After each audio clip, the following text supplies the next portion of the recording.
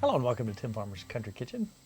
Well, hello, Mrs. Farmer. How did you get here? I thought you were cooking, so I always follow you around. You're looking ravishing today, as usual. Thank you. I like your hair. Oh, it's growing out nicely.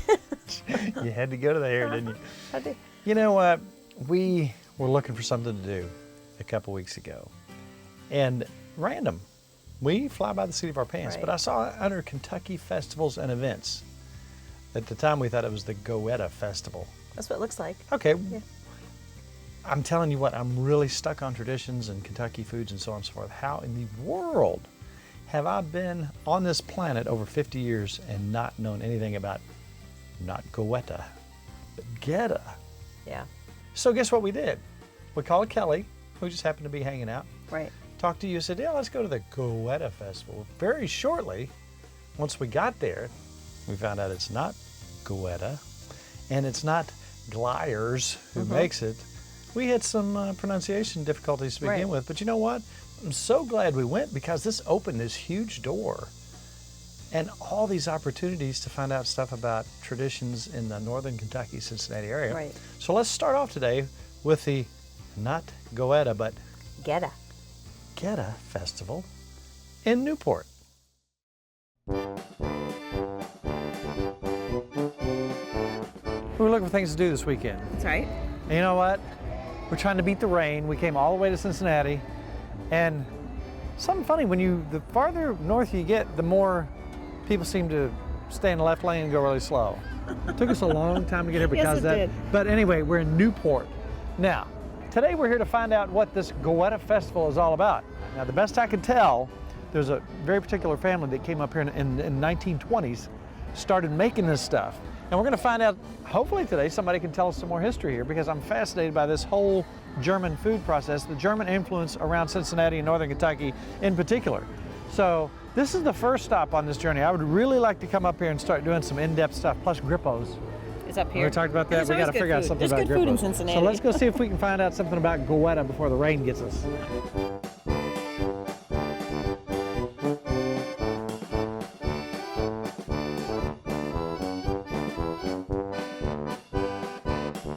You're the guy I've been looking for. I don't know how I found you with that shirt. That's right. All right, let's talk about Goetta, the history of Goetta. It's right here, and I haven't tried it yet. But first, I can give me some history on the family, too. It was a way that you took your meat and made it stretch a little bit farther. They would take their pork and beef, and they would add steel-cut oats to it, a little bit of spices and some onion, and they'd make the meat last a little bit longer in the families, for the families. In what form do you buy it? In a roll like sausage? You can buy it in a 1-pound roll. You can buy it in a mini slab or a full slab. You can buy them in patties and links and all kinds of different ways now. And now we've got a couple new products coming out, which is a Goetta slider kit, where you get the bun, the pickle, everything all in one kit, and the Goetta bite, which is our new appetizer, which is fantastic. I'm looking at the shirt. I suppose this is the family coat of arms. Yep, it's their crest. They did some research, went back and found that this was the family crest. So, how long has this particular festival been going on here? well, this is our 17th year that we've done it now, and it started 17 years ago just as a little thank you to the customers. You know, it was Dan Glier. He wanted to say, you know, thank you. Here's something for you guys. We're gonna do this neat thing for you, and it blew up the first year. There was just overwhelming response. Then we've grown and grown and grown to what it is today. The largest festival down here, and we think we're the third largest in the city behind Oktoberfest and Taste of Cincinnati. So. How do you eat your Goetta? I like it a lot of different ways, but my family, we have the sliders all the time. It's so simple. My kids love them. It's a little piece of cheese and put it on a bun. You don't even need anything else because it has such a great flavor that's it. It's ready to go. Thank you so much for talking. Absolutely. I found the right guy. I sure did. Thank you so much.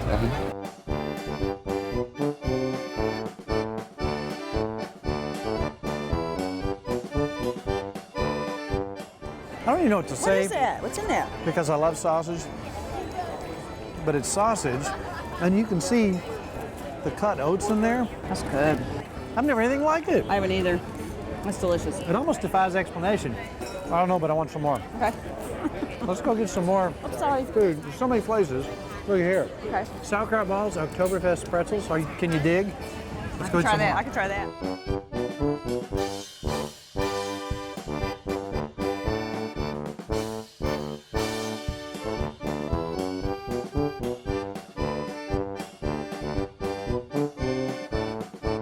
All right, we got to get a pretzel, obviously. We're having some German food. Then when the girls come, we're gonna take an old recipe and make some pretzels with the granddaughters. What do you think? Good? Yum. And make some dips. They'd love to make pretzels. Wow, that was really good. Yum.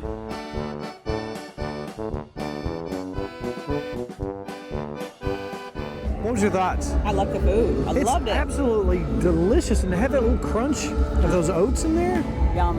it's almost indescribable. It's very good. So if you got to get it, go to Glier's. I should have been a marketing Yeah, you should expert have. back You in the should have. 1940s. Should have. All right, let's go to the truck before we get wet.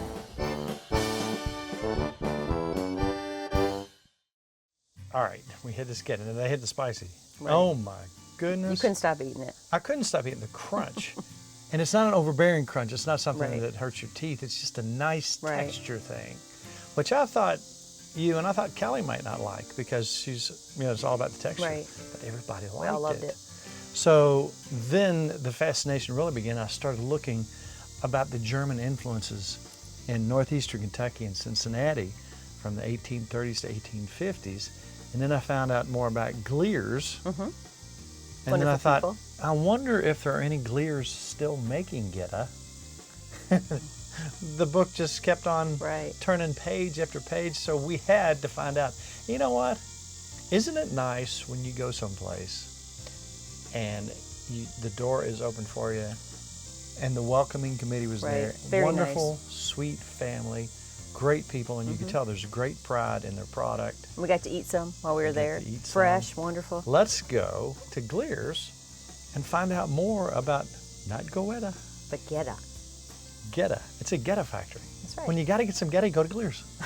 I still think they ought to use my marketing strategy.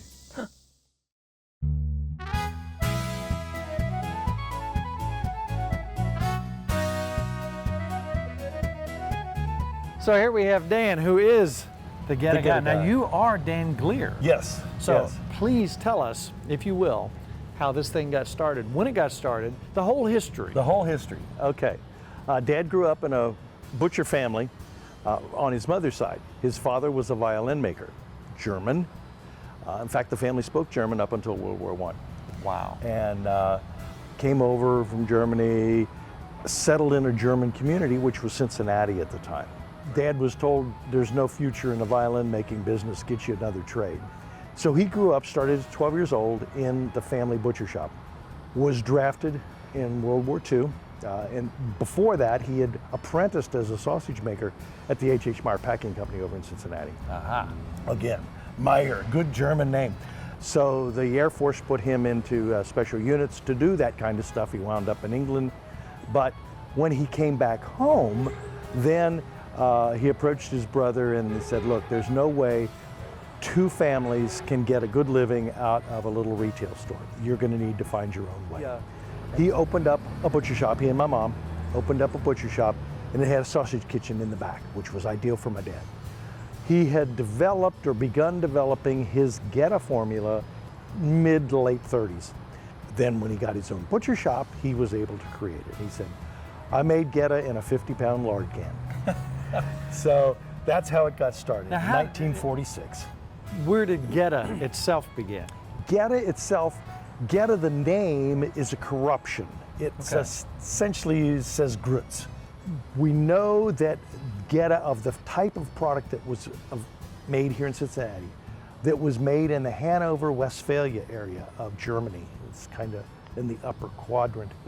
Made there, probably, definitely not known as Goetta, but known probably as Grützwurst, or grits and sausage.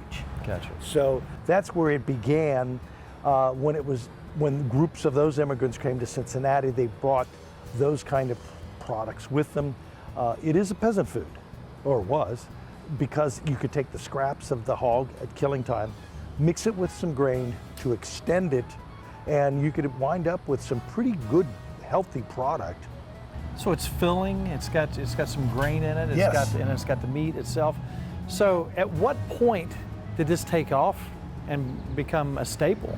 Well, in the mid-60s, the United States Department of Agriculture was establishing what they called standards of identity. In other words, they took products and said, okay, this is what a wiener is, this is what a bologna is, this is what, so they restricted as to what you could call it when you made it. Goetta was one of those regional products that didn't have a standard of identity, and USDA established one. They used my dad's formula as the basis for the standard of identity. Now, it has some other things in it.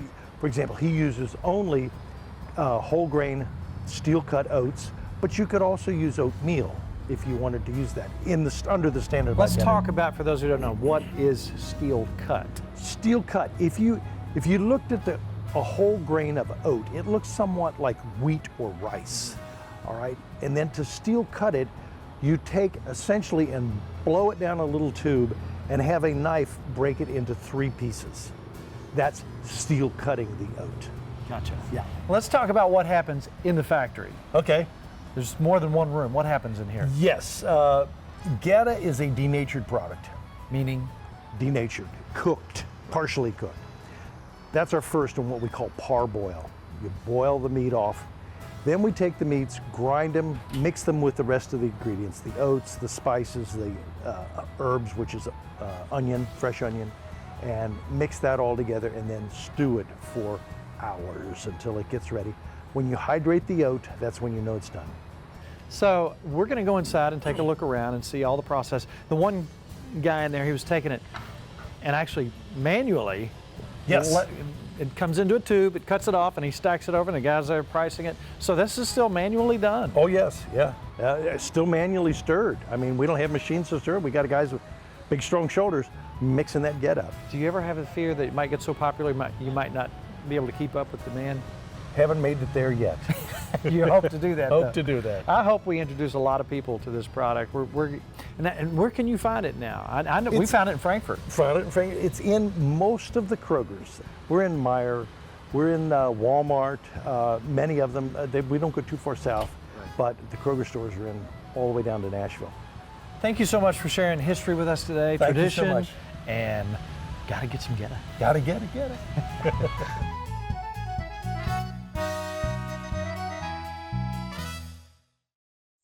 I don't know how in the world how many times have I walked by some Goetta in the store? You didn't know what it was, though, did you? No, but how did I not know? Yeah.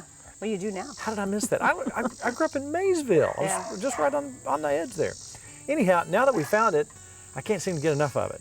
So I was talking to Kerry back at the festival, and he mentioned sliders, and my little brain just started twitching. I thought, all right, I've got this. Because, my dad is the king of the sliders. Right. You know what's funny is the impact that sometimes we have on folks who watch the show. You don't realize that until you're having a conversation with them. And we're out and about and people say, hey, I made this recipe and it's now a family favorite and I made this in the Dutch oven. I was talking to John down at Camp on the Kentucky and he said, we made 250 venison sliders that your dad made. Those are good. Dad. Yeah. Everywhere I go, I talk to people who've had these sliders. Then he started talking about these things. Sliders.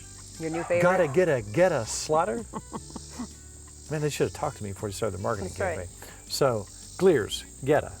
I called them up and I said, where can I get this stuff? They said, it's in Frankfurt. You can get it in Frankfurt. So, we went and got some. Yeah, we did.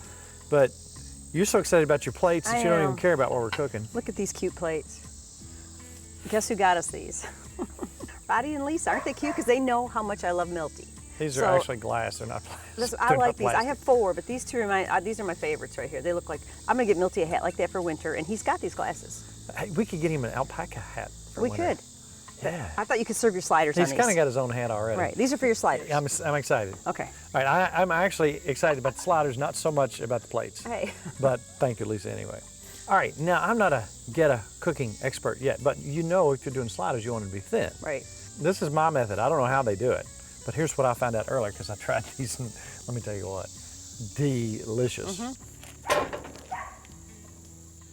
So what I'm gonna do is I'm gonna take this is a ceramic surface.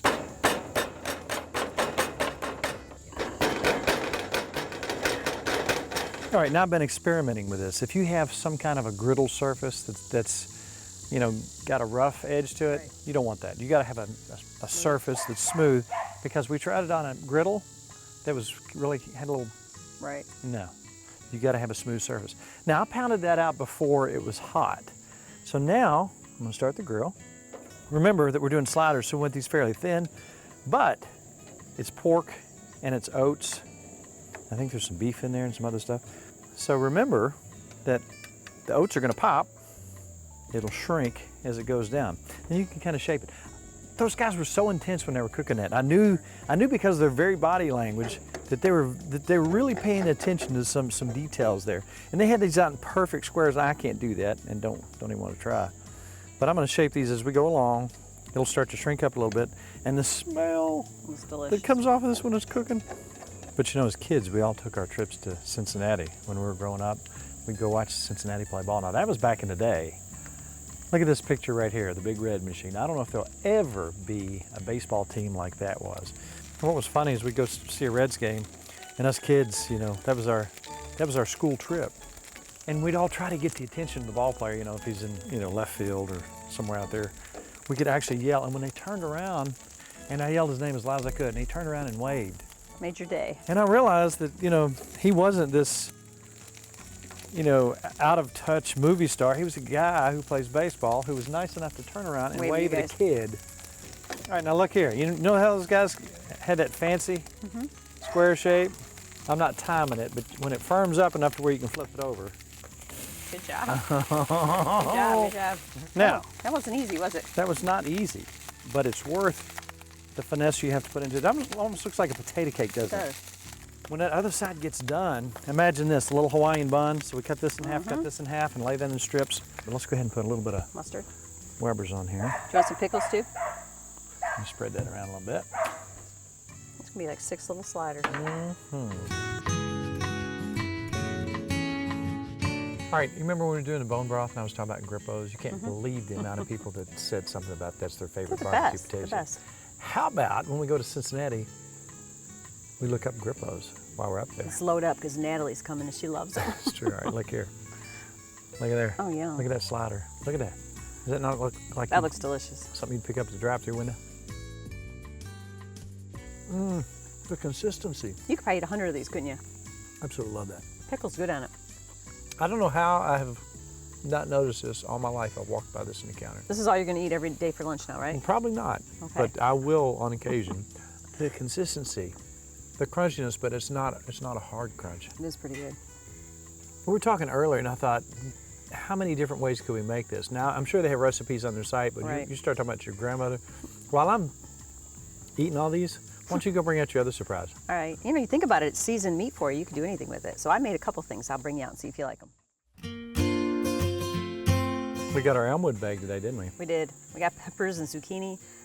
So what did you do here? Well, you know, grandmother used to make stuffed peppers, so I looked at her recipe. She used to take hamburger and onions and rice and season it. This is already seasoned. So I thought, I'll just stuff it in the pepper. All right, and then I took tomatoes, because we got tomatoes in our bag too, chopped those up in my little chopper that guy got me, and put a little sugar on it and baked them. What do you think? So we got zucchini. I think cut it up. Stuffed And the great thing zucchini. about it is the Goetta's already seasoned, so you didn't have to season the meat. Right, I like that. So this cooked at what temperature for how long? 350 for like an hour and a half. That's good. So it's already, it's like you don't need rice or anything. You got those oats. It takes the flavor of that pepper real well. I like the zucchini too. That's good. And you got your filler in there already, so you don't need rice. Oh, that's really good. Try the This is zucchini. not better than sliders, but man, it's close. Wow. Well, that's really good with that pepper. I mean, like that really, too. really good. That's the easy way to make stuffed peppers, isn't it? Yes, it's it all is. seasoned for you. I just threw it in the pepper and cooked it. What a wonderful tradition. Families pass stuff down. Another tradition we have over the years has been going to the 127 yard sale. You never know what you're going to find. That's right. Oh my goodness, some of the silly stuff I brought home. But you meet some characters too, and you find some strange stuff. And I ended up with one of my little choo-choo trains. Now at the end of the show, you notice that our production sign it's a train. But You the like front of the trains. train is an old microphone from the 1930s. So I love that Art Deco period. Yeah. So I did find a little train, You found some other stuff and too. I do like the old trains, but let's go visit the 127 yard sale.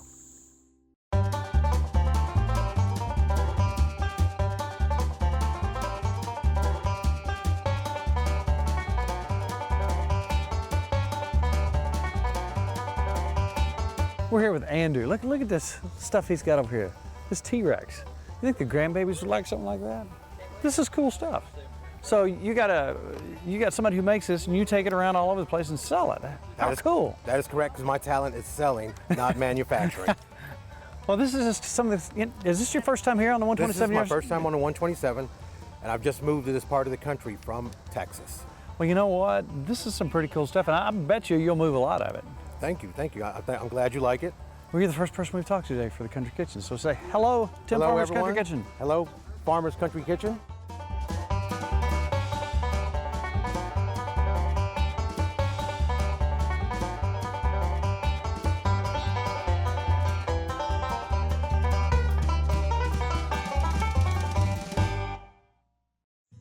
So have you had enough Goetta? I have. We've been eating it all I've day. not. Oh, okay.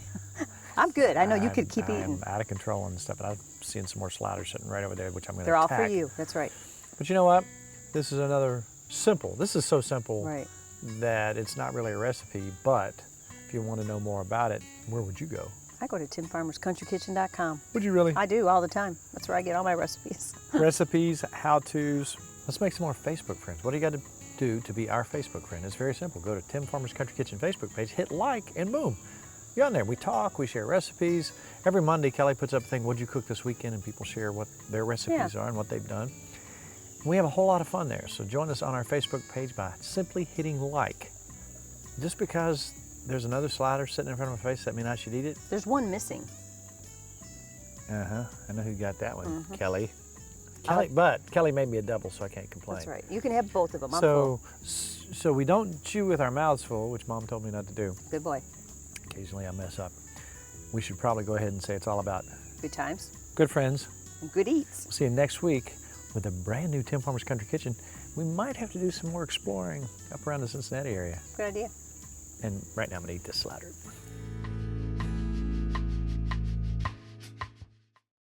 To order a cookbook, please call 502-319-0487 or email timfarmerck@gmail.com.